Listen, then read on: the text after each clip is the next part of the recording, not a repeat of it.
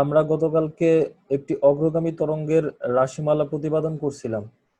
সেখানে আমরা দেখছিলাম যে একটি অগ্রগামী তরঙ্গের রাশিমালা আসছিল y = a sin ωt - kx, যেখানে y হচ্ছে তরঙ্গ স্থিত কোন একটি কণার সরণ, ওমেগা হচ্ছে কৌণিক কম্পাঙ্ক, টি হচ্ছে সময়, কে হচ্ছে একটা ধ্রুবক যাকে বলে তরঙ্গ সংখ্যা, আর এক্স হচ্ছে কণার অবস্থান।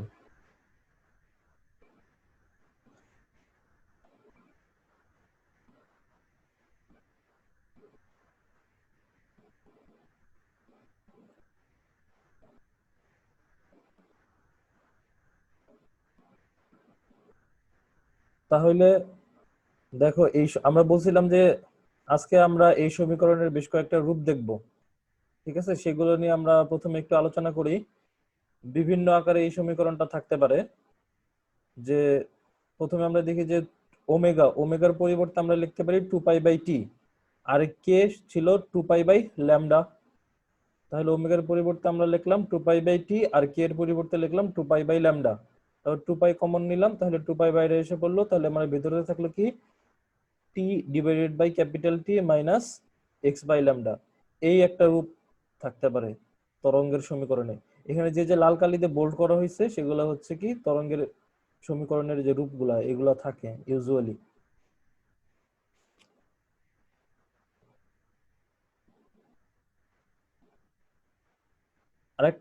আরেকটা রূপ কি হতে পারে, ওমেগার পরিবর্তে আমরা লিখতে পারি 2πf, আর কে তো 2π/λ। আর আমরা জানি v=f λ, অতএব f=v/λ। দেখো আমরা এটা কিন্তু গতকালকে পড়ছি, v=f λ। তাহলে এখান থেকে f কি থাকে, v/λ। আমরা f এর পরিবর্তে v/λ বসাইলাম। তাহলে এখান থেকে এখন কি কমন গেল, 2π/λ। 2π/λ যদি কমন নেই তাহলে আমাদের থাকলো vt, আর এখানে থাকলো x। তাহলে আমাদের তরঙ্গের সমীকরণ আসলো y = a sin 2π/λ * vt - x। তোমাদের বইতে এইটা আছে, এইটা আছে। তাহলে এই দুইটাই খুব ভালো মতো জানতে হবে। y = a sin ωt - kx, y = a sin 2π/λ * vt - x। আর এই রূপে অনেক জায়গায় থাকতে পারে y = a sin 2π * t/t - x/λ। দেখো 1/t কি, f না? তাহলে অনেক সময় এরকমও থাকতে পারে 2π * ft - x/λ। ঠিক আছে, এই বিভিন্ন রূপ হইতে পারে এই সমীকরণের। আশা করি সবাই এটা বুঝতে পারছো, কঠিন কিছুই না। এখন আমাদের যেটা হচ্ছে যে মূল দায়িত্ব, যে এই সমীকরণের বিভিন্ন মান দিয়ে আমাদের একটা তরঙ্গের সমীকরণ দিয়ে দিবে, সেইখান থেকে আমাদেরকে তরঙ্গের বিভিন্ন আর কি যে জিনিস, যেমন বিস্তার, কম্পাঙ্ক, তারপরে তরঙ্গ দৈর্ঘ্য, তরঙ্গ বেগ, এইসব বের করতে জানতে হবে। আমরা একটা উদাহরণ দেখি, সেটার মাধ্যমে আমরা বের করা শিখি। দেখো, আচ্ছা এখানে আরেকটা কথা বলে নেই। দেখো, তোমাদের কাছে যদি কোনো সময় আর কি কনফিউশন লাগে, ঠিক আছে, যে তরঙ্গের সমীকরণ এটা কোথায় কি বসাবো, কোন জায়গায় কি ছিল সেটা যদি ভুলে যাও, তাহলে এইখানে যা থাকুক না কেন তা করবা কি ব্রেকেটের ভিতরে ঢুকাই দিবা। এইখানে যা থাকবে সবগুলা ব্রেকেটের ভিতরে ঢুকাই দিবা, তাহলে ওই টি এর সাথে ওইটা গুণ হয়ে যাবে, এক্স এর সহগের সাথে সেটা গুণ হয়ে যাবে। গুণ হয়ে গেলে তখন তরঙ্গটা কি ফর্মে থাকবে, এই যে এই ফর্মে থাকবে। এই ফর্মে থাকলে তুমি একদম জানো যে টি এর সাথে যেটা থাকবে সেটা ওমেগা, আর এক্স এর সাথে যেটা থাকবে সেটা হচ্ছে কে, আর কে হচ্ছে 2π/λ। তাহলে টি এর সাথে যেটা থাকবে সেটা হচ্ছে ওমেগা, আর এক্স এর সাথে যেটা থাকবে সেটা হচ্ছে 2π/λ। যদি তোমাদের এইগুলো মনে না থাকে তাও চলবে, ঠিক আছে, কারণ এইটা থেকে বাকি সবগুলাতে আসা যায়। আচ্ছা দেখো, এখানে একটা গাণিতিক উদাহরণ দেখানো হয়েছে। একটি অগ্রগামী তরঙ্গের সমীকরণ y = 5 sin 200πt - 1.57x। তরঙ্গটির বিস্তার, কম্পাঙ্ক, পর্যায়কাল ও তরঙ্গ দৈর্ঘ্য ও বেগ নির্ণয় করো। সাকিব বলো তো তরঙ্গের বিস্তার কত হবে এটার? 5। 5, কারণ সাইনের আগে যে কনস্ট্যান্টটা থাকবে সেটা কি থাকবে, তরঙ্গ দৈর্ঘ্য, ঠিক না? তাহলে সাইনের আগে কি কনস্ট্যান্ট আছে, 5। তাহলে তরঙ্গের বিস্তার হবে 5। আর এই সবগুলো একক আছে এসআই এককে, তাহলে তরঙ্গ দৈর্ঘ্য a ইকুয়ালস টু বিস্তার a ইকুয়ালস টু 5 মিটার। ঠিক আছে না? আচ্ছা রাশেদ বলো তো তাহলে এখন টি এর যে সহগ তাকে আমরা কি বলি? ওমেগা ভাইয়া কৌণিক শুনতে কম্পাঙ্ক। টি এর সহগকে কি বলি আমরা? ওমেগা। ওমেগা। তাহলে এই 200 পাই এটা সমান কি? ওমেগা। আমরা জানি omega equals to 2 pi F, তাহলে ওমেগার পরিবর্তে লিখলাম আমরা 2 পাই এফ, তাহলে 2 পাই এফ ইকুয়ালস টু 200 পাই, এখান থেকে এফ আসলো আমাদের 100 হার্জ। তাহলে আমরা বিস্তার পেয়ে গেলাম, কম্পাঙ্ক পেয়ে গেলাম। আর আমরা জানি পর্যায়কাল সমান 1 বাই এফ, 1 বাই এফ সমান কত? 0.01 সেকেন্ড। তাহলে আমরা পর্যায়কালও পেয়ে গেলাম। এখন আমাদের বের করতে হবে তরঙ্গ দৈর্ঘ্য ও তরঙ্গ বেগ।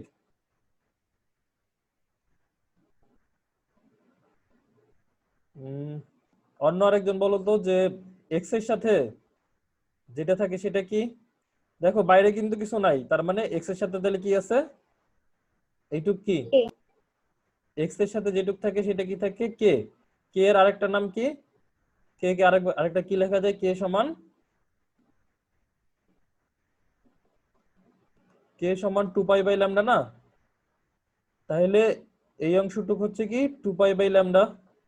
তাহলে 1.57 equals to 2 pi by lambda, অতএব lambda equals to 2 pi by 1.57, তাহলে ল্যামডা বা তরঙ্গ দৈর্ঘ্য ইকুয়ালস টু 4 মিটার।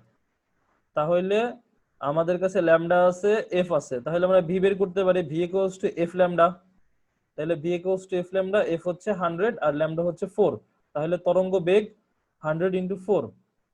এই ভিটা কি? তরঙ্গের বেগ। এটা কিন্তু মাধ্যমের যে কণা আছে তার বেগ না, কিন্তু এই ভিটা কি?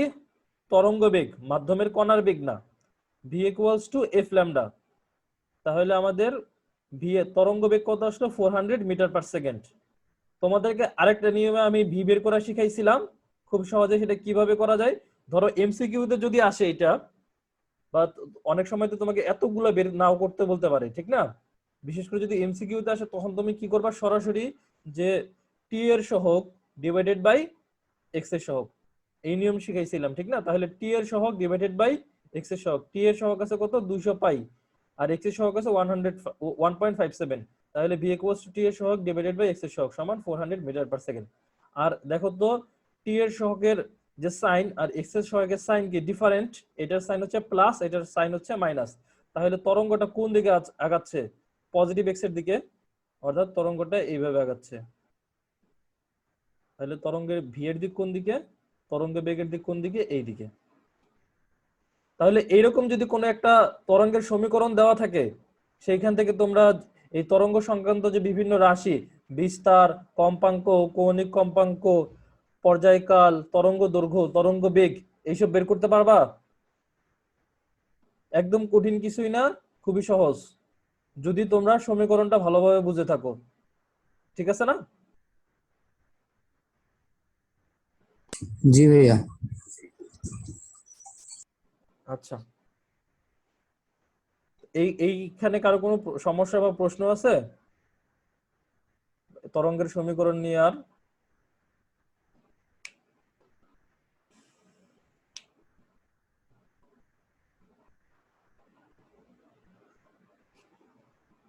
আচ্ছা দেখো যে আমরা কি ধরনের তরঙ্গ নিয়ে আলোচনা করতেছি?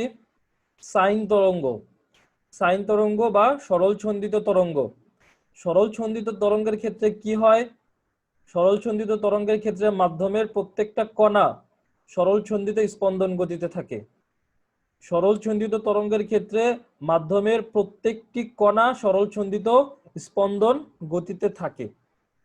ঠিক আছে না? এখন আমরা দেখি দশা বা ফেজ। দেখো তরঙ্গের সমীকরণ কি? y equals to a sin omega t minus kx।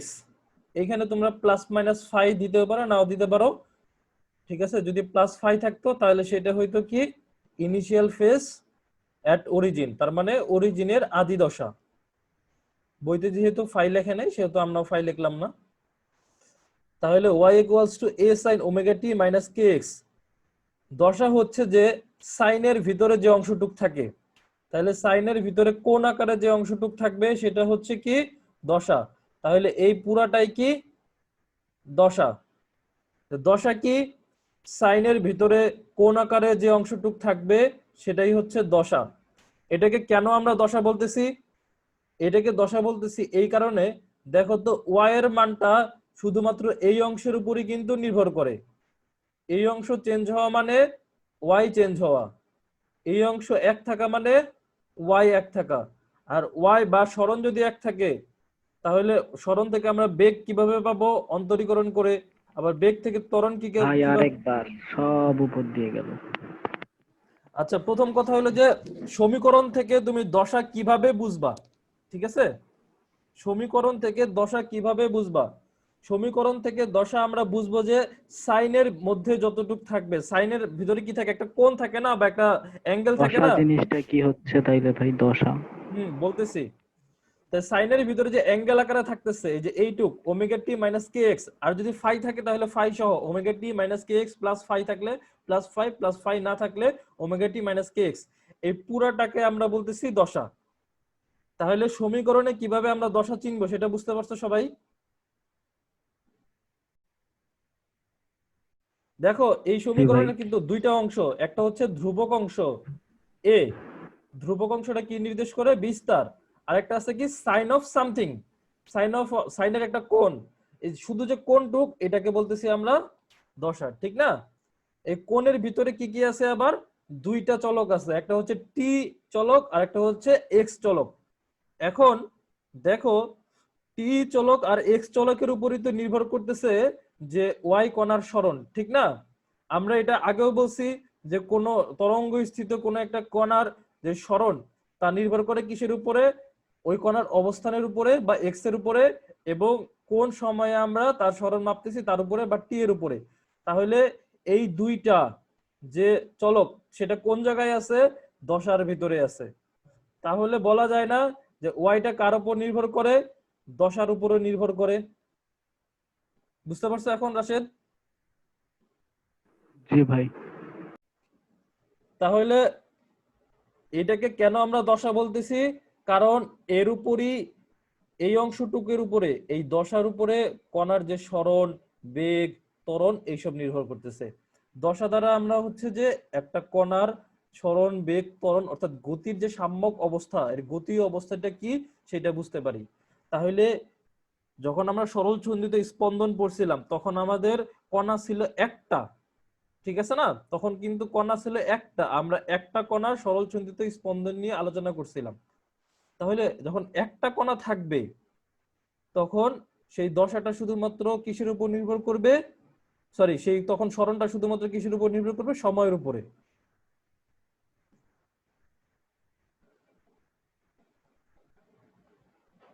আচ্ছা, তাহলে এই অংশটুকু হচ্ছে দশা। এখন আমাদের পরীক্ষাতে যেটা আসে খুব ইম্পর্টেন্ট, সেটা হচ্ছে দশা পার্থক্য বের করা। দশা পার্থক্য কি? এখন দশা পার্থক্য দুই রকমের হইতে পারে। দেখো, যখন আমরা এক্সট্রা কনস্ট্যান্ট নিয়ে নিব তখন মানে কি আমি একটা নির্দিষ্ট কণা নিয়ে নিলাম, ঠিক আছে? যদি আমরা ধরি এক্স হচ্ছে 0, তখন আমরা কোন কণা নিলাম? তখন হচ্ছে যে অরিজিনের যে কণাটা আছে সেটা নিলাম। তাহলে দেখো অরিজিনের এই কণাটা কি স্থির আছে? না, স্থির নাই। এই কণাটা কি উপরে নিচে স্পন্দিত হইতেছে, কোন সময় এইদিকে যাচ্ছে, কোন সময় এইদিকে যাচ্ছে, কোন সময় আবার এইদিকে যাচ্ছে, কোন সময় কি আবার এইদিকে যাচ্ছে। তাহলে এই কণাটা সব সময় কি হইতেছে? স্পন্দিত হচ্ছে। তাহলে এই কণাটার দশা কিসের উপর নির্ভর করবে? শুধুমাত্র সময়ের উপরে। কারণ আমরা কণাটা তো নির্দিষ্ট করে নিছি। দেখো সরল ছন্দিত স্পন্দনের ক্ষেত্রে দশাটা শুধুমাত্র কি সময়ের উপর কিন্তু নির্ভর করতো। যদি এই এক্স কে যদি আমরা স্থির করে দেই বা কনস্ট্যান্ট করে দেই, তাহলে এই পুরো রাশিটা কি হয়ে যাবে? কনস্ট্যান্ট। তাহলে দেখো তো এটা কিসের সমীকরণ হয়ে যাচ্ছে? সরল ছন্দিত স্পন্দনের সমীকরণ হয়ে যাচ্ছে না? এ সাইন ওমেগা টি মাইনাস একটা কনস্ট্যান্ট, এই কনস্ট্যান্টটাকে আমরা কি বলতাম? আদি দশা। তাহলে এই অংশটুকু যদি কনস্ট্যান্ট হয়ে যায় তাহলে এটা কিসের সমীকরণ হয়ে যাচ্ছে? সরল ছন্দিত স্পন্দন। তাহলে আমরা এক্স যদি ফিক্স করে নেই, এক্স যদি ফিক্স করে নেই তাহলে এই সমীকরণটা হয়ে যাচ্ছে সরল চন্দিত স্পন্দন। আসলে তরঙ্গের সমীকরণটা কি নির্দেশ করে? তরঙ্গের সমীকরণ কিন্তু নির্দেশ করতেছে যে এইখানে অনেক হাজার হাজার পার্টিকেল সরল চন্দিত স্পন্দন গতিতে দুলতেছে। এখন আমাকে যে কোনো সময়ে যে কোনো কণার যে সরণ সেটা আর কি যদি আমরা বের করতে পারি, তাহলে সেটা হচ্ছে কি তরঙ্গের সমীকরণ। কিন্তু যখন আমরা একটা কণা নির্দিষ্ট করে দিব, সেই কণাটা কি গতিতে আছে? সরল চন্দিত স্পন্দন গতিতে আছে, তাহলে সেটা কিসের সমীকরণ হয়ে যাবে? সরল চন্দিত স্পন্দনের সমীকরণ। তাহলে দেখো, আমরা বলতেছি দশা পার্থক্য। দশা পার্থক্য দুই রকমের হইতে পারে। একটা কি ধরনের, যে আমরা একটা কণা নিলাম, সেই কণার বিভিন্ন সময় দশা পার্থক্য। দেখো আমরা এইখানে যে ধরো এই এইখান থেকে এক্স দূরে একটা কণা আছে, এইখানে এই কণাটা আমরা নিলাম যে অরিজিন থেকে এক্স দূরে। এক্স এর মান যে কোনো কিছু হইতে পারে, 0 হইতে পারে, 1 হইতে পারে, 2 হইতে পারে। আমরা একটা অনির্দিষ্ট একটা এক্স নিলাম, তার মানে যে কোনো একটা কণা আমরা নির্দিষ্ট করলাম যে আমরা এখন এই কণার বিভিন্ন সময়ে দশা মাপবো। আমরা যদি সময়টাও ফিক্সড করে নেই, দেখো একটা জিনিস দেখো, আমরা যদি এক্সটাও ফিক্স করে নেই, টিটাও ফিক্স করে নেই, তাহলে কি দশার কোনো পরিবর্তন হবে? তুমি একটা নির্দিষ্ট জায়গা নিলা, আবার একটা নির্দিষ্ট সময় নিলা, সময় চেঞ্জ হচ্ছে না, তাহলে তো বস্তুটা তো ওই জায়গায়, ঠিক আছে না? তাহলে দশা পার্থক্য একটা নির্দিষ্ট কণার ক্ষেত্রে দশা পার্থক্য কিভাবে কখন থাকবে? যখন সময়ের চেঞ্জ থাকবে। কারণ সময়ের সাথে সাথে বস্তুটা তার অবস্থান পরিবর্তন করতেছে, অতএব তার দশার কি হবে? পরিবর্তন হবে। তাহলে যখন আমরা দশা পার্থক্য বের করব একটা কণার, সে দশা পার্থক্য কিসের উপর নির্ভর করবে? সময়ের উপরে। বিভিন্ন সময় বিভিন্ন দশা দেখা দিবে। তাহলে দেখো এখানে আমরা একটা সময় বনাম সরণ, এই কণাটার এই যে এই কণাটার সময় বনাম সরণের একটা লেখচিত্র অঙ্কন করছি, ঠিক আছে?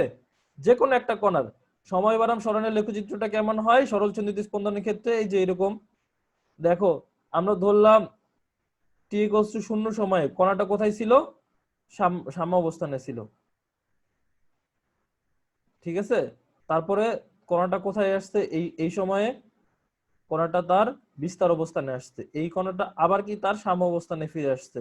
এই আবার একটু সময় পরে দেখো এইখান থেকে এই পর্যন্ত যে সময়, সেটা হচ্ছে পর্যায়কাল বা টি।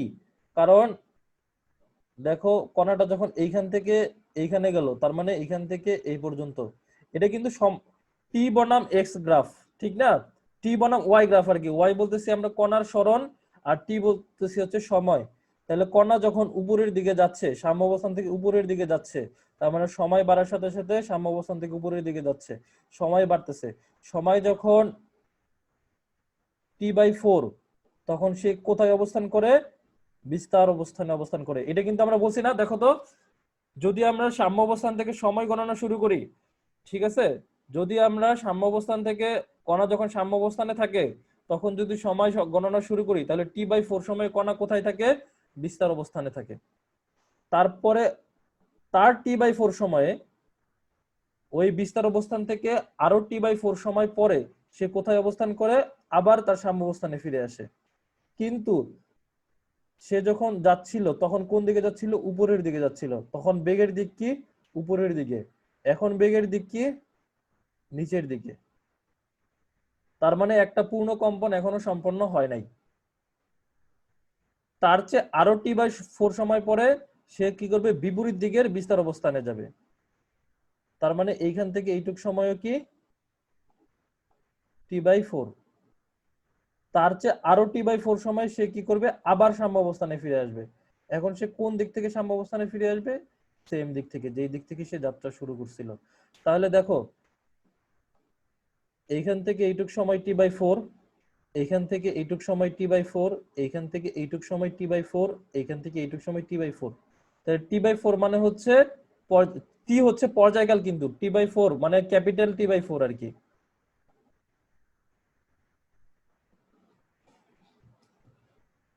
এটা এই অংশটুকু সবাই বুঝতে পারছো তো? এটা কিন্তু আগে আলোচনা করা হয়েছে, এজন্য একটু দ্রুত বলতেছি। জি ভাইয়া, এটা তো সরল সঞ্চিত স্পন্দন একটা অপশন হ্যাঁ, আছে। সরলচন্দ্রিত স্পন্দনে আমরা একদম আলোচনা করছি, ঠিক না? তাহলে দেখা যাচ্ছে যে এই কণার যে বিভিন্ন, আচ্ছা দেখো, তার মানে বিভিন্ন জায়গায় কি দশা চেঞ্জ হইতেছে, ঠিক না? সময় চেঞ্জ হওয়ার সাথে সাথে কি হইতেছে, তার দশার পরিবর্তন হইতেছে। তাহলে সময় পরিবর্তিত হওয়ার সাথে সাথে যেহেতু দশার পরিবর্তন হইতেছে, তাহলে আমরা একটা, ধরো তার একটা সময় নিলাম, সেই সময়টাকে আমরা নাম দিলাম কি, T1। T1 সময়ে তার সরণ ধরলাম আমরা কি, Y1।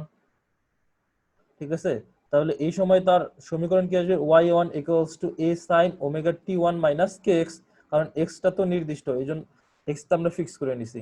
আর একটা তুমি ধরো মনে করো t2 সময় নিলা, ধরো t2, এখানে t2 সময় নিলা, t2 সময়ে তার y কত, তার সরণ কত, y2। তাহলে এই সময় তাহলে y2 কি হবে, a sin omega t2 minus kx। তাহলে দেখো T1 সময় কণাটার দশা কি, শুধু যদি আমি বলি দশা, সরণ না, কিন্তু আমরা বলতেছি কি দশা, দশা কি এইটা। আর T2 সময় কণার দশা কি এইটা। T1 সময় কণার যে দশা, সেটাকে আমরা নাম দিলাম কি, দশা তো একটা কোণ, সেটার নাম দিলাম θ1। আর T2 সময় যে দশা, সেটার নাম দিলাম আমরা θ2। ঠিক আছে, T1 সময় কণার দশা কি ওমেগা T1 মাইনাস kx, আর T2 সময় কণার দশা কি ওমেগা T2 মাইনাস kx। এখানে kx কিন্তু সেমই আছে, কারণ সেম কণা, এক্স এর কোনো পরিবর্তন নাই, শুধু সময়ের পরিবর্তন আছে। তাহলে আমরা দশা পার্থক্য কিভাবে বের করব, θ2 মাইনাস θ1 বা ডেল থিটা। θ2 মাইনাস θ1 কে কিভাবে বলবো আমরা, ডেল থিটা বা দশা পার্থক্য। তাহলে দশা পার্থক্য সমান এইটা মাইনাস এইটা। দেখো তো, এটা থেকে এটা যদি আমরা বাদ দেই, তাহলে এই কে এক্স আর এই কে এক্স কাটাকাটি যাবে, তাহলে কি থাকবে, omega T2 minus omega T1। Omega আমরা কমন নিয়ে নিলাম, তাহলে আমাদের থাকলো omega into T2 minus T1।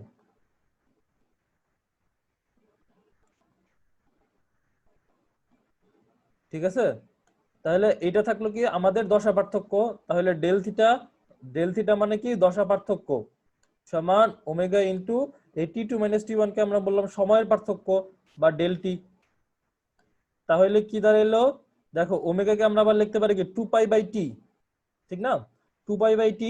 তাহলে del theta equals to 2π/t into del T. তাহলে দেখো তো, দশা পার্থক্য সমান 2π/t ইন্টু সময়ের পার্থক্য। তাহলে বোঝা গেছে যে একই কণার বিভিন্ন সময় দশা কিভাবে বের করতে হয়, এটা সরল সঞ্চিত স্পন্দনে আলোচনা করা দরকার ছিল, ওইখানে আলোচনা করা হয় নাই, এই জন্য এখানে আলোচনা করতেছি। ঠিক আছে, সবাই এটা তাহলে বুঝতে পারছো যে সরল সঞ্চিত স্পন্দনের ক্ষেত্রে দশা পার্থক্য কি হবে। সরল সঞ্চিত স্পন্দনের ক্ষেত্রে কয়টা কণা থাকে, একটা কণা। আর যখন তরঙ্গের ক্ষেত্রে যখন আমরা কণাটাকে নির্দিষ্ট করে দিব, তখন সেটা কি শুধুমাত্র কি থাকে, সেটা শুধুমাত্র সরল সঞ্চিত স্পন্দন গতি থাকে, কারণ কণা তো নির্দিষ্ট। তাহলে এই ক্ষেত্রে দশা পার্থক্য আমরা কিভাবে বের করব, দশা পার্থক্য সমান 2π/t বা পর্যায়কাল into del T. Del T মানে কি সময়ের পার্থক্য। ঠিক আছে, কণা যদি, তার মানে এই অবস্থান এবং এই অবস্থানের মধ্যে দশা পার্থক্য কি, del theta equals to 2π/T into del T. ঠিক আছে, এখানে কারো কোনো সমস্যা আছে দশা পার্থক্য বুঝতে?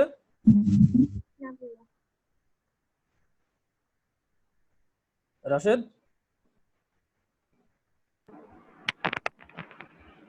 কিচ্ছু বলার নাই ভাই, কিচ্ছু বুঝো নাই? মানে বলার নাই কিচ্ছু। কেন? একটু প্রবলেম তো। সাকিব, জি ভাইয়া। বুঝতে পারছো? জি ভাইয়া, মোটামুটি বুঝতে পারছি। আমি আচ্ছা কয়েকটা অঙ্ক করলে ভাইয়া ভালো হবে। দেখো, হ্যাঁ অঙ্ক করলে আর ভালো বুঝতে পারবে। এখানে শুধু মনে রাখো যে, রাশেদ দেখো, এইখানে আমরা একটা নির্দিষ্ট কণা ফিক্স করে দিছি, সব কথা ভুলে যাও, এখন এইটুকু মনোযোগ দিয়ে শোনো। দেখো দেখো, আমরা এখানে একটা কণার দশা পার্থক্য বের করব। দশা পার্থক্য মানে হচ্ছে যে কণার যে সরণ, বেগ, ত্বরণ, এই সবগুলা কি থাকবে, ভিন্ন ভিন্ন যদি থাকে আর কি, তখন আমরা বলবো দশা পার্থক্য আছে। তাহলে দেখো, একটা কণার যদি আমরা দশা পার্থক্য বের করতে যাই, সেটা কখন বের করতে হবে, ভিন্ন ভিন্ন সময় বের করতে হবে। একটা কণার একই সময়ে সরণ কি একই থাকবে, বা একটা কণার একই সময়ে সরণ, বেগ, ত্বরণ সবকিছু কি এক? তার মানে একটা কণার একটা নির্দিষ্ট সময় দশা কি এক। দেখো এই সমীকরণ থেকে দেখো এক্স যদি ফিক্স করে দেই তার মানে কণা ফিক্স করে দিলাম, আর টি যদি ফিক্স করে দেই সময় ফিক্স করে দিলাম। এক্সও যদি ফিক্স করে দেই, টিও যদি ফিক্স করে দিই, তাহলে পুরো দশাটাই কি হয়ে যাবে? ফিক্সড হয়ে যাবে, কারণ ওমেগার কে তো ধ্রুবকই, তাহলে পুরো দশাটাই ফিক্সড হয়ে গেল। আর যদি দশা পার্থক্য বের করতে যাই তাহলে আমরা একটা কণা ফিক্স করে দিলাম আর টিটা কি করলাম? ফিক্স করলাম না। তাহলে কি বের হইলো আমার? টি ফিক্স করা না করা মানে টি চেঞ্জ হইতেছে।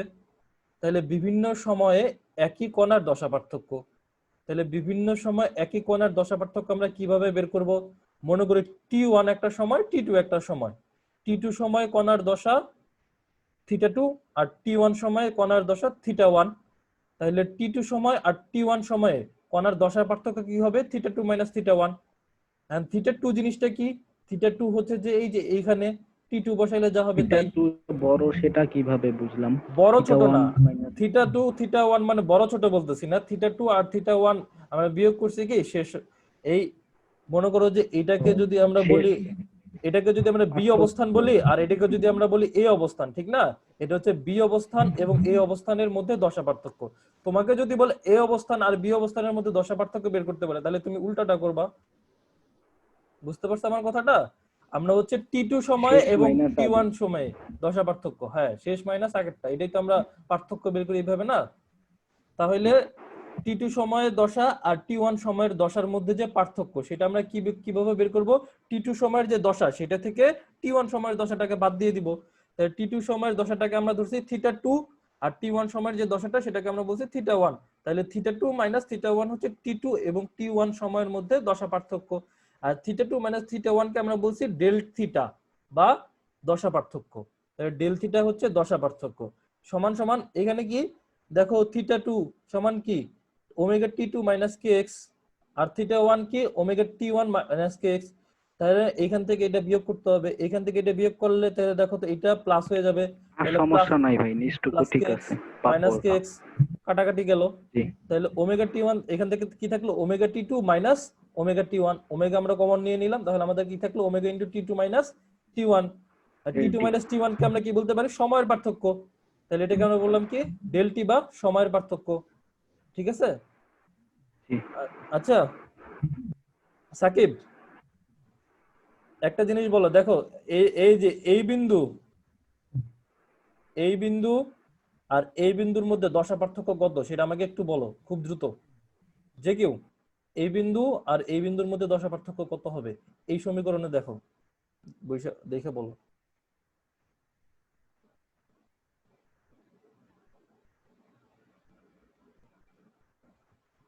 ওই সমীকরণটাই তো ভাই থাকার কথা, কারণ টি ইকুয়াল টু জিরো, একটা তো জিরো হয়ে যাচ্ছে। না না না, দেখো এই সমীকরণে দেখো ডেল টি তার মানে সময়ের পার্থক্য, ঠিক না? এইখানে ও জি এ- জি জি জি। এইখানে আর এইখানে সময়ের পার্থক্য কিন্তু কি নাই, T/4, ঠিক না? জিরো। T/4 না? একটু খেয়াল করো, এটাকে আমি বলি ও বিন্দু, এটাকে আমি ওই যে মূল বিন্দুটাকে আমরা বললাম ও বিন্দু, তাহলে ও বিন্দু আর এ বিন্দুর মধ্যে সময়ের পার্থক্যটা কি T/4 না? T/4 কারণ বস্তুটা সাম্য অবস্থান থেকে এই বিস্তার অবস্থানে যেতে কি সময় লাগে? T/4 সময় লাগে, ঠিক আছে না? এটা কিন্তু আমরা অনেকবার পড়ছি। তাহলে এই এই এই অংশটুক আর এই অংশটুকের মধ্যে সময়ের পার্থক্য কি? T/4, ঠিক আছে? তাহলে T/4, তাহলে ডেল টি এর জায়গায় কত বসবে? T/4। তাহলে এখানে দশা, π/2 তাহলে দশা পার্থক্য সমান 2 pi by T into T/4। তাহলে এইটি আর এইটি কাটা গেল, তাহলে এখান থেকে থাকলো π/2। তাহলে দশা পার্থক্য কত আসলো আমাদের? π/2, ঠিক আছে? তাহলে এরকম ভাবে দশা পার্থক্য বের করতে দিলে পারবা। তাহলে এইটা কখন? যখন একটা কণা সরল চুম্বিত স্পন্দন গতিতে থাকবে তখন, অথবা তরঙ্গের মধ্যে আমাকে একটা কণা নির্দিষ্ট করে দিবে তখন। একটা কণা যখন নির্দিষ্ট করে দিবে তখন দশা পার্থক্যটা কিসের উপর নির্ভর করবে? সময়ের পার্থক্যের উপরে। তাহলে দশা পার্থক্য সমান 2π/T ইন্টু ডেল টি, ঠিক আছে? সবাই বুঝতে পারছো এইটুক? yes sir এখন আমরা দেখব যে যদি তরঙ্গের মধ্যে দুইটা ভিন্ন ভিন্ন কণার দশা পার্থক্য বের করতে বলে তখন আমরা কিভাবে বের করব? তোমাদেরকে প্রথমত যেটা দিবে সেটা হচ্ছে যে ভিন্ন ভিন্ন কণা কিন্তু একই সময়। আচ্ছা দেখো, তরঙ্গ তো সবসময়, এটা তো অগ্রগামী তরঙ্গ সবসময় চলতেছে, ঠিক না? এটা তো অগ্রগামী তরঙ্গ সবসময় চলতেছে। এখন এই যে যে চলন্ত একটা তরঙ্গ, তুমি করলা কি সেই তরঙ্গের একটা ছবি তুললা, ঠিক আছে? ফটোগ্রাফার কি, সেই ছবিটা যখন তুললা, সেই ছবিটা যখন তুমি দেখবা, সেই ছবিটা কি, সেই ছবির মধ্যে আর কি টিটা কি ধ্রুবক না? তুমি তো একটা নির্দিষ্ট সময়, একটা নির্দিষ্ট সময়ে ছবি তুলছো, তারপরে কি তরঙ্গটা কি আর সামনের দিকে আগাচ্ছে বা পিছন দিকে যাচ্ছে এরকম কি হচ্ছে? তা কিন্তু হচ্ছে না, কারণ তুমি সেই নির্দিষ্ট সময়ে ছবিটা তুলে ফেলছো, সেখানে সময়টা কি হয়ে গেছে, কনস্ট্যান্ট হয়ে গেছে। কিন্তু কণাগুলার, ভিন্ন ভিন্ন কণার অবস্থান তখন কি কি অবস্থায় আছে, ভিন্ন ভিন্ন অবস্থানে আছে। তখন তাহলে ভিন্ন, একই সময়ে ভিন্ন ভিন্ন কণার কি দশা তাহলে ভিন্ন ভিন্ন হবে। আমার কথাটা সবাই বুঝতে পারছো তো? জি ভাইয়া বুঝতে পারতেছি। একটা তরঙ্গ চলতেছে, ঠিক আছে? সেই চলমান তরঙ্গ তুমি একটা ছবি তুললা, ছবি তুললে সেটা কি হয়ে যাবে, টাইমটা কনস্ট্যান্ট হয়ে যাবে না ওই ছবির ভিতরে? আমরা হচ্ছে সেটা দেখাচ্ছি এখন, যে একটা তরঙ্গ চলতেছিল তার আমরা একটা ফটোগ্রাফ তুলছি, তার মানে টাইমটা এখন কি হয়ে গেছে, কনস্ট্যান্ট হয়ে গেছে। তাহলে এই কনস্ট্যান্ট টাইমে বিভিন্ন জায়গার যে দশা আছে, বিভিন্ন কণার যে দশা আছে, সেই দশা পার্থক্য আমরা বের করার চেষ্টা করব। তাহলে এই ক্ষেত্রে আমরা টাইমটা কি করে নিছি, কনস্ট্যান্ট করে নিছি। তাহলে আমাকে যদি বলে এই কণার দশা পার্থক্য বের করে, এই কণার কি আর দশা পার্থক্য আছে? এই কণা তো এই অবস্থানেই থাকবে, কারণ টাইম তো কনস্ট্যান্ট, এত আর চেঞ্জ হবে না অবস্থানের। তাহলে আমার দশা পার্থক্য বলবে কি, এই কণার দশা পার্থক্য আর এই কণার দশা পার্থক্য কত, এইটা বলো, ঠিক আছে? তাহলে এখন কি, একই সময়ে ভিন্ন ভিন্ন কণার দশা পার্থক্য আমরা বের করব, ঠিক আছে? একই সময়ে ভিন্ন ভিন্ন কণার দশা পার্থক্য বের করব। তাহলে সেই সময়টাকে আমরা ধরে নিলাম কি টি, টি সময়ে তুমি ছবিটা ক্যাপচার করছো, তাহলে টি সময়ে এইখানে একটা কণা আছে আমরা ধরলাম সেটার নাম কি x1, এইখানে আর একটা কণা আছে সেটার নাম ধরলাম আমরা কি x2। তাহলে এই দুইটা কণার, তাহলে x1 কণার ক্ষেত্রে আমরা বলতে পারি y1 equals to a sin omega t kx1, R x2 কণার ক্ষেত্রে আমরা বলতে পারি y2 equals to a sin omega t minus kx2, ঠিক আছে না? x1 কণার তরঙ্গের সমীকরণ তো এটাই হবে, আর x2 কণার তরঙ্গের সমীকরণ তো এটা হবে। এখন তাহলে এই x2 আর x1 এর মধ্যে দশা পার্থক্য বের করো বললো, এই x2 আর x1 এর মধ্যে দশা পার্থক্য কি হবে?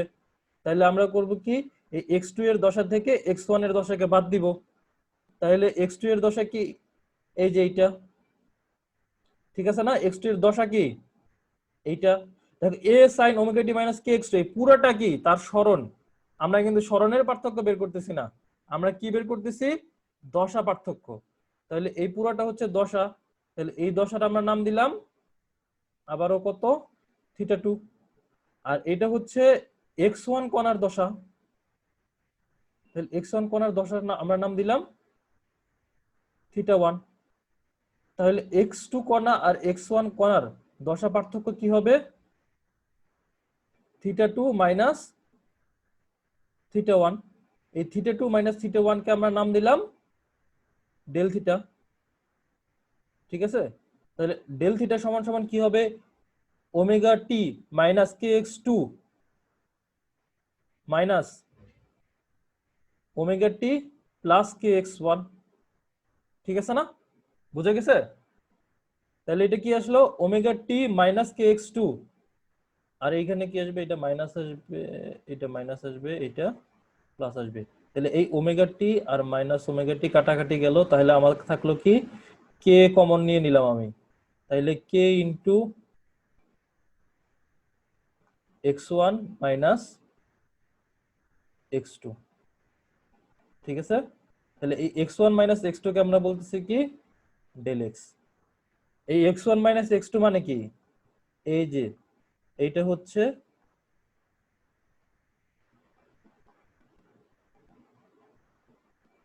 সরি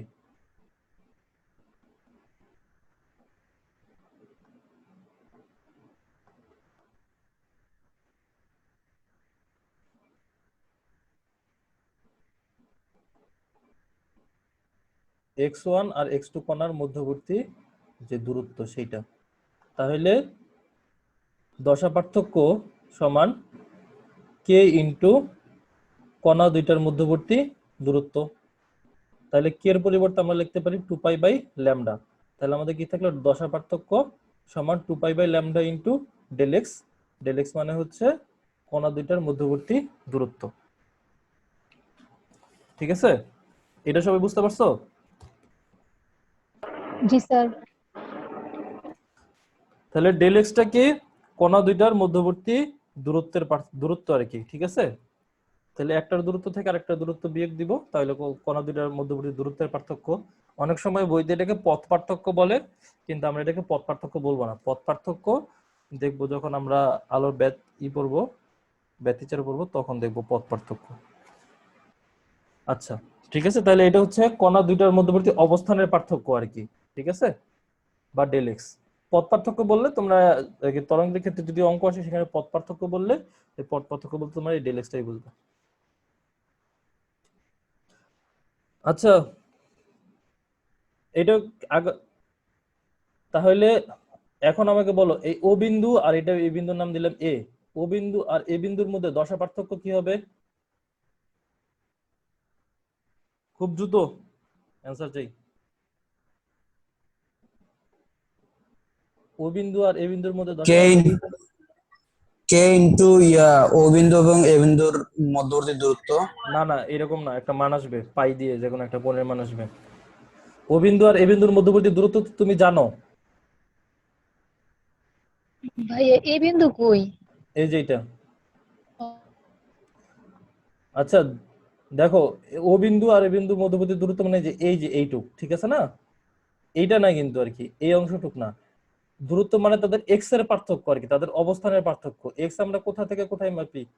এইখানে, এখানে এক্স কত, 0, আর এখানে এক্স কত হবে দেখো তো। আচ্ছা দেখো এখানে এক্সটা কি হবে, এই পুরোটা কি ল্যামডা না? এইখান থেকে এই পর্যন্ত হচ্ছে ল্যামডা, আর এইখান থেকে এই পর্যন্ত হচ্ছে λ/2, আর এইখান থেকে এই পর্যন্ত λ/4। λ/4। তাহলে ও বিন্দু আর এ বিন্দুর অবস্থানের মধ্যে পার্থক্য বা পথ পার্থক্য বললে সেটা π/2 λ/4। তাহলে ডেল এক্স এর জায়গায় যদি λ/4 বসাও, তাহলে তোমাদের ডেল থিটা কত আসবে? π/2। π/2। তাহলে এই বিন্দু দুইটার মধ্যে, ও বিন্দু আর এ বিন্দুর মধ্যবর্তী দশা পার্থক্য কত? π/2। ঠিক আছে, বুঝতে পারছো জিনিসটা সবাই? জি ভাইয়া বুঝতে পারছি। আচ্ছা এখন আবার এইখানে ফিরে আসি। দেখো এরকম কিন্তু তোমাদের থাকবে, ঠিক আছে, পথ পার্থক্য বা অবস্থানের পার্থক্য দেওয়া থাকবে, তোমাদেরকে দশা পার্থক্য বের করতে বলবে। বা উল্টাটাও থাকতে পারে, দশা পার্থক্য দেওয়া আছে, পথ পার্থক্য বা অবস্থানের পার্থক্য বের করতে বলবে, বা দুইটাই দেওয়া আছে, তরঙ্গ দৈর্ঘ্য বের করতে বলবে। পারবা না? আচ্ছা এগুলো নিয়ে অঙ্ক আমরা আগামী দিন করবো ইনশাল্লাহ, আরো কিছু অঙ্ক করবো এই পথ পার্থক্য দশা পার্থক্য নিয়ে, সুন্দর সুন্দর অঙ্ক আছে। ঠিক আছে, আজকে আমরা পথ পার্থক্য আর দশা পার্থক্য সম্পর্কে একদম বিস্তারিত জেনে নেই। তাহলে দশা পার্থক্য সবাই বুঝতে পারছো তো? তাহলে দশা পার্থক্য ইয়েস মানে কি? স্যার। দশা পার্থক্য মানে হচ্ছে যে তরঙ্গস্থিত কণার দশার মধ্যে পার্থক্য। এখন সেটা কিভাবে হইতে পারে, একটা কণার বিভিন্ন সময়ে দশা পার্থক্য হইতে পারে, বা ভিন্ন ভিন্ন কণার একই সময়ে দশা পার্থক্য হইতে পারে। ঠিক আছে,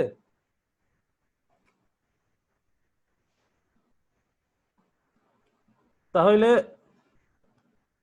আচ্ছা দাঁড়াও আরেকটা জিনিস, এমন হইতে পারে না যে আমাকে বলল এই x = 2 সেন্টিমিটার, x = 2 সেন্টিমিটার দূরে যে কণাটা আছে তার 5 সেকেন্ডের দশা, এবং x =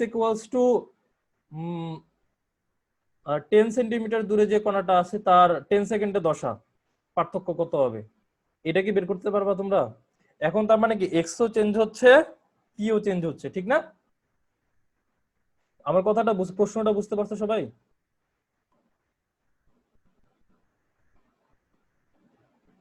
জি ভাইয়া। দেখো আমি কি বললাম, মনে করো যে এই যে এই ক্ষেত্রে কি বললো তোমাকে, এই ক্ষেত্রে বললো যে x = t সময়ে, সরি t = 5 সেকেন্ড সময়ে, যে এটা কখন আমরা করব t ইকুয়ালস টু 5 সেকেন্ড সময়ে x ইকুয়ালস টু 2 যে কণাটা আছে, x দ্বারা আমরা কি বুঝি, কণার অবস্থান বুঝি না, তাহলে x ইকুয়ালস টু 2 এটা আসলে কিন্তু কণার নাম। x ইকুয়ালস টু 2 যে কণাটা আছে আর হচ্ছে x ইকুয়ালস টু 5 যে কণাটা আছে, তাদের মধ্যে দশা পার্থক্য বের করো, তাহলে তুমি খুব সহজে এখান থেকে বের করে ফেলতে পারবা, ঠিক না?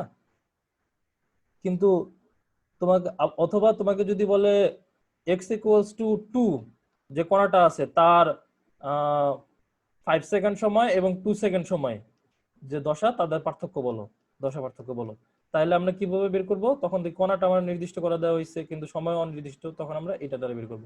কিন্তু যদি দুইটাই চেঞ্জ হয়, বললো যে x ইকুয়ালস টু 2 মিটার যে কণাটা তার 5 সেকেন্ডের দশা আর x ইকুয়ালস টু, আমি লিখি,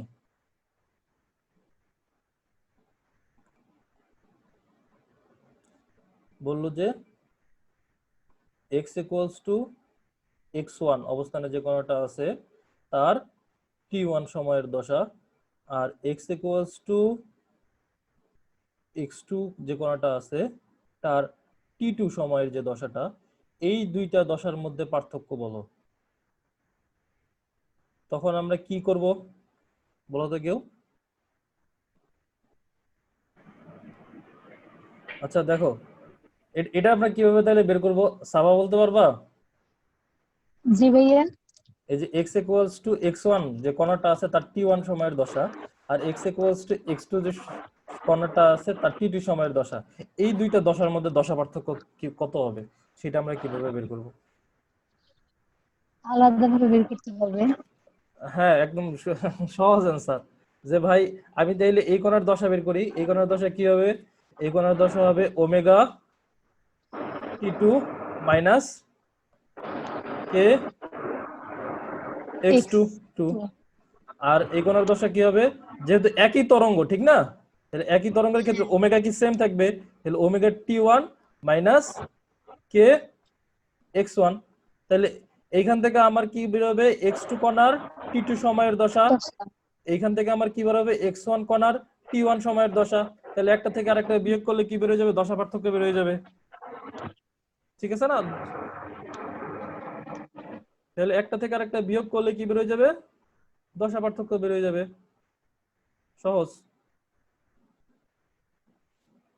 ঠিক আছে, তাহলে আমরা সবগুলোই শিখলাম যে যদি কণা নির্দিষ্ট থাকে, সময় পরিবর্তিত হয়, তাহলে দশা কিভাবে বের করব, তখন দশা বের করব এই সূত্র দ্বারা। যদি সময় নির্দিষ্ট থাকে, কণা পরিবর্তিত হয়, তাহলে দশা কিভাবে বের করব, এই সূত্র দ্বারা। আর যদি কণাও নির্দিষ্ট নাই, সময় নির্দিষ্ট নাই, তখন দশা কিভাবে বের করব, আলাদা আলাদা ভাবে দশা বের করে বিয়োগ করে দিব, দশা পার্থক্য বের হয়ে যাবে, ঠিক আছে? শুধু মনে রাখতে হবে যে এই যে এইটা হচ্ছে দশা, সাইনের ভিতরে যে অংশটুকু থাকে সেটা হচ্ছে দশা, ঠিক আছে? এইটুকু সবাই বুঝতে পারছো তো? দশা দশা সবাই বুঝতে পারছো, দশা দশা পার্থক্য?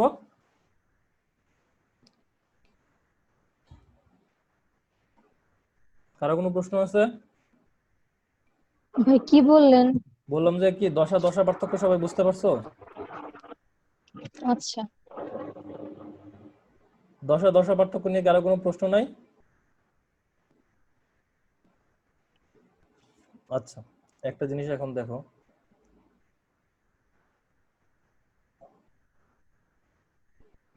এই বিন্দুটাকে আমরা নাম দিলাম এ, এই বিন্দুটাকে আমরা নাম দিলাম বি। কত বাজে কেউ একটু দেখো তো? এই বিন্দুটাকে নাম দিলাম সি। 5:27 বাজে ভাই। 27। এই বিন্দুটাকে আমরা নাম দিলাম ডি, এই বিন্দুটাকে আমরা নাম দিলাম ই। দেখো এই A B C D E এটা কিন্তু একই কণার বিভিন্ন সময়ে বিভিন্ন অবস্থান, ঠিক না? কারণ আমরা এই ক্ষেত্রে নির্দিষ্ট একটা কণা নিছি, সেই নির্দিষ্ট কণার বিভিন্ন সময়ে তার যে সরণ বনাম সময় লেখচিত্র সেটা আঁকছি, তাহলে এটা হচ্ছে একই কণার বিভিন্ন সময়ের অবস্থান। এক কণা একটা সময় এ অবস্থানে থাকতেছে, আরেকটা সময় বি অবস্থানে থাকতেছে, আরেকটা সময় সি অবস্থানে থাকতেছে, আরেকটা সময় ডি অবস্থানে থাকতেছে, আরেকটা সময় ই অবস্থানে থাকতেছে, তাহলে একই কণার বিভিন্ন সময় বিভিন্ন অবস্থান।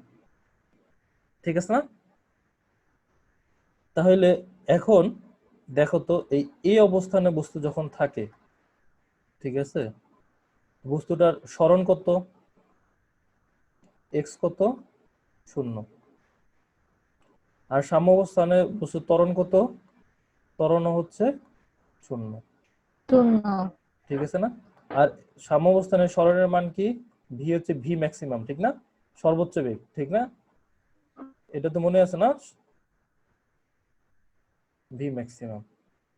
আর ভি এর দিকটা কোন দিকে, এই ক্ষেত্রে ভি এর দিকটা কোন দিকে, ভি এর দিক এই দিকে না, কণা উপরের দিকে উঠতেছে না, তার মানে ভি এর দিক কি উপরের দিকে। এটা এটা সবাই বুঝতে পারছো? এটা হচ্ছে কি এ বিন্দুতে।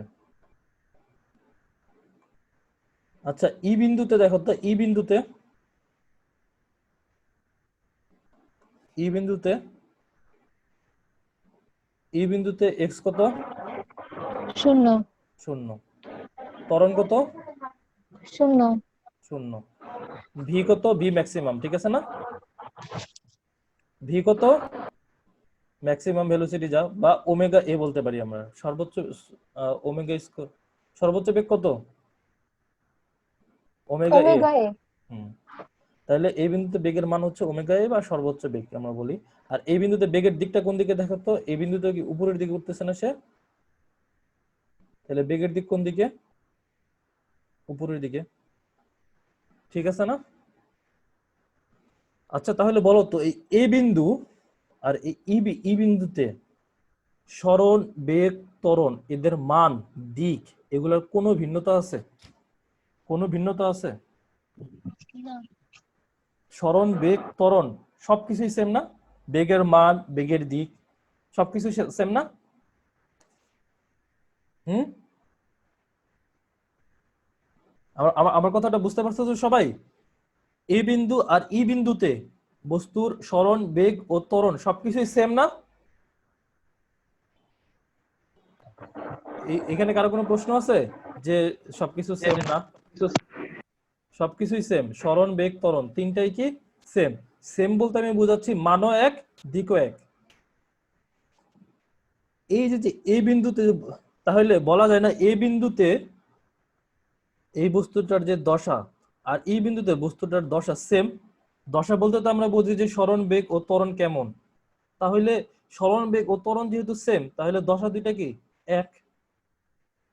আর আমরা জানি যে এটা যেহেতু পর্যায়বৃত্ত গতি, সরল সন্ধিত স্পন্দন গতি তো পর্যায়বৃত্ত গতি, পর্যায়বৃত্ত গতির ক্ষেত্রে কি হয় যে একটা পর্যায় সম্পন্ন হওয়ার পরে তার দশাটা কি হয়ে যায়, সেম হয়ে যায়, সরণ, বেগ, ত্বরণ সবকিছু সেম হয়, এই জন্যই তো এটা পর্যায়বৃত্ত গতি, ঠিক আছে না? দেখো তো এইখান থেকে এখানে যাইতে টি সময় লাগে না, ক্যাপিটাল টি পর্যায়কালের সময় লাগে না? তাহলে এ আর বি, ই, এ আর ই এই দুইটা বিন্দুকে আমরা বলতে পারি না সমদশা, সেম ফেজ? আমার কথাটা বুঝতে পারছো সবাই? তাহলে এ আর ই জি বিন্দুকে আমরা ভাইয়া। বলতে পারি সমদশা বা সেম ফেজ। এই একই ভাবে কোথায় সেম ফেজ আসবে, যে এখানে আসবে না সেম ফেজ, ঠিক আছে না? দেখো তো একই ভাবে সেম ফেজ কোথায় আসবে, এইখানে। তাহলে কত সময় পর পর সেম ফেজ আসে,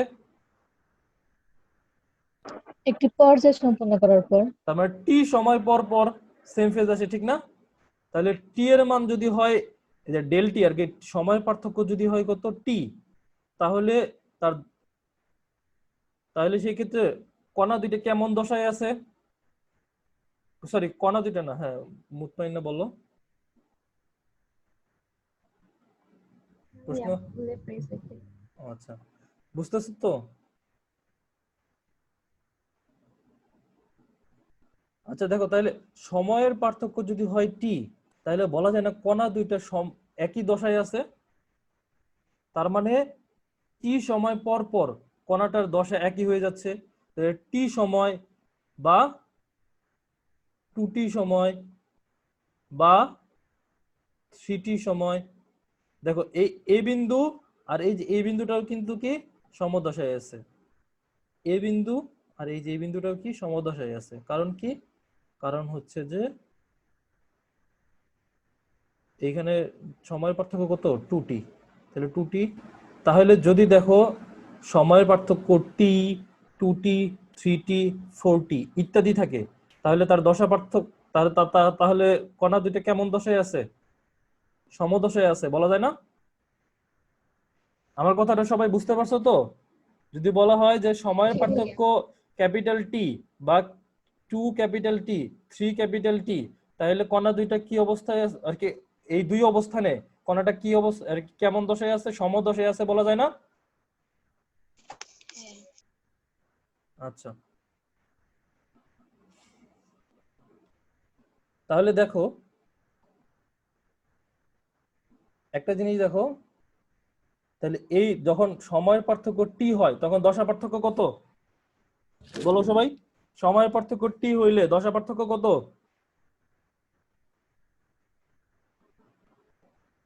তাড়াতাড়ি। 2 পাই। সাকিব আসো, না ঘুমাচ্ছ? সাকিব,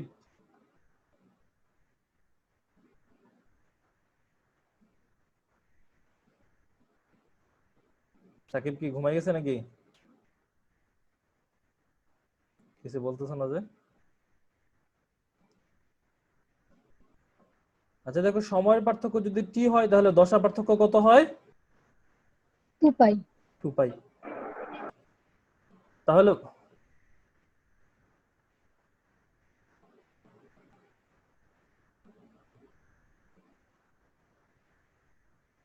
আচ্ছা, সবাই কি আমার কথা শুনতে পাচ্ছ? সাকিব নাকি আমার কথা শুনতে পাচ্ছে না, ওর মনে হয় নেটওয়ার্কের প্রবলেম কিনা। সবাই কি আমার কথা স্পষ্ট শুনতে পাচ্ছ? সাবা, মুতমাইন্না, তোমরা? জি ভাইয়া, আমি তো ক্লিয়ারই শুনতেছি।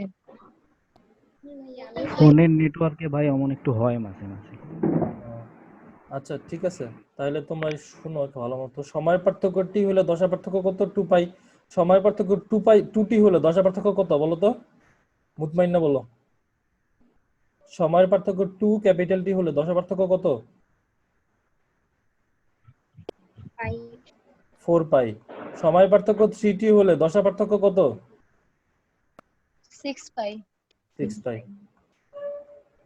তাহলে দেখো, তার মানে দেখো দশা পার্থক্য যদি 2 পাই হয়, তাহলে তাহলে বলা যায় না যে একই দশায় আছে এই দুই অবস্থানে কণাটা?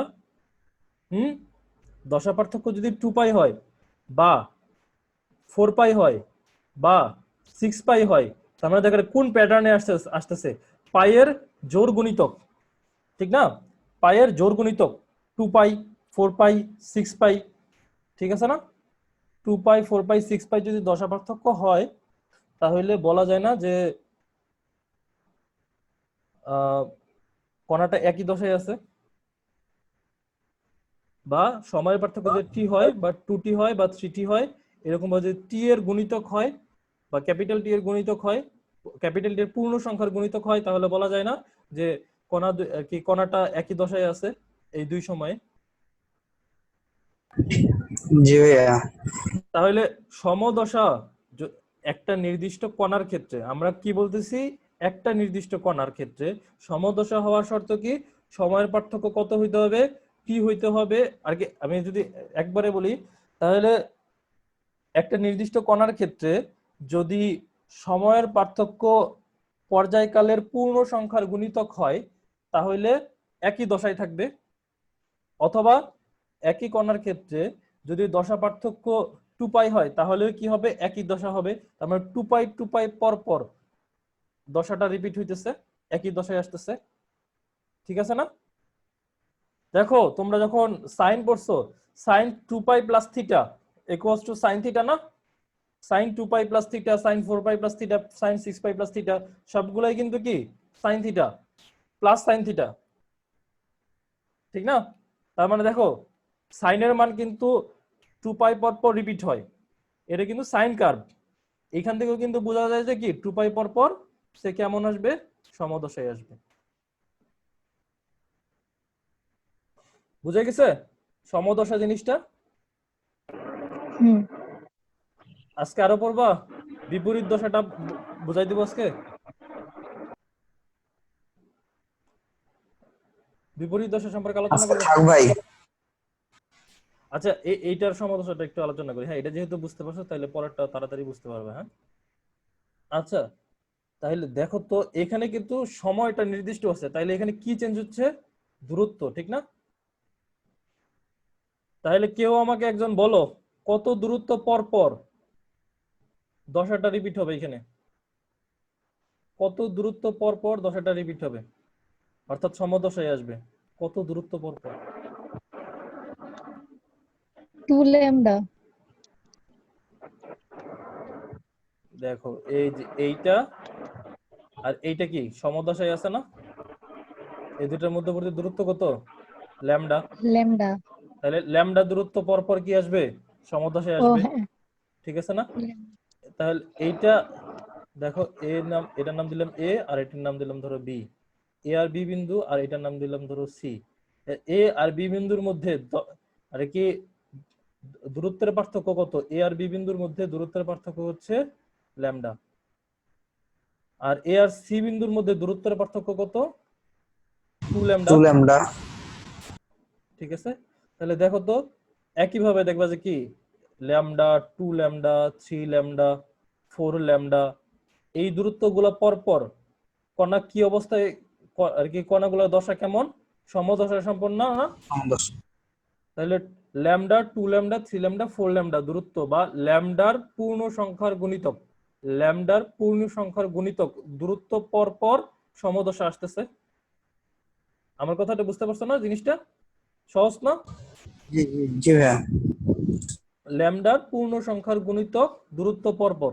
এখন তো সময়টা নির্দিষ্ট আছে, তার মানে এখন দূরত্বের উপর দশাটা নির্ভর করবে। তাহলে ল্যামডার পূর্ণ সংখ্যার গুণিতক দূরত্ব পর পর দশাটা রিপিট হইতেছে, অর্থাৎ সমদশা আসতেছে। তাহলে এই ক্ষেত্রেও দেখো তো সমদশা কত কোণ পর পর বা দশা পার্থক্য কত হইলে সমদশা আসতেছে?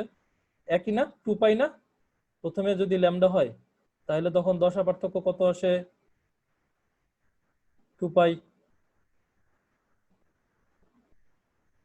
দশা পার্থক্য কত আসে? 2 ল্যামডা হলে 4 পাই, 3 ল্যামডা হলে 6 পাই। তাহলে পায়ের জোড় সংখ্যার গুণিতক দশা পার্থক্য হইলে সেটা কি হবে? সমদশা। দশা পার্থক্য যদি পায়ের জোড় সংখ্যার গুণিতক হয় তাহলে সেটা কি হবে? সমদশা। আর যদি দূরত্ব যদি ল্যামডা পূর্ণ সংখ্যার গুণিতক হয় তাহলে সেটা কি হবে? সমদশা। যে কোনো একটা দিয়ে দিলে আমরা কি সমদশা বের করে ফেলতে পারবো না? বুঝতে পারছো সবাই? সমদশা জিনিসটা জি ভাইয়া বুঝতে পারছি। তাহলে আশা করি সবাই সমদশা জিনিসটা তাহলে বুঝতে পারছো। সমদশা মানে কি? তার দুইটা অবস্থানে যদি সরণ, বেগ, ত্বরণ সবকিছুই সেম হয়, মানও এক, দিকও এক, তাহলে সেটাকে আমরা বলবো সমদশা। আর যদি ভিন্ন আচ্ছা বিপরীত দশা সম্পর্কে তো আজকে আলোচনা করবো না আর। ঠিক আছে, কালকে আমরা বিপরীত দশা কি সেটা বুঝবো, তারপরে দশা দশা পার্থক্য নিয়ে কয়েকটা অঙ্ক করব। তারপরে যদি আমরা সময় পাই তাহলে আমরা দেখি তরঙ্গের উপরিপতন নীতি, স্থির তরঙ্গ, এগুলো শুরু করে দিব।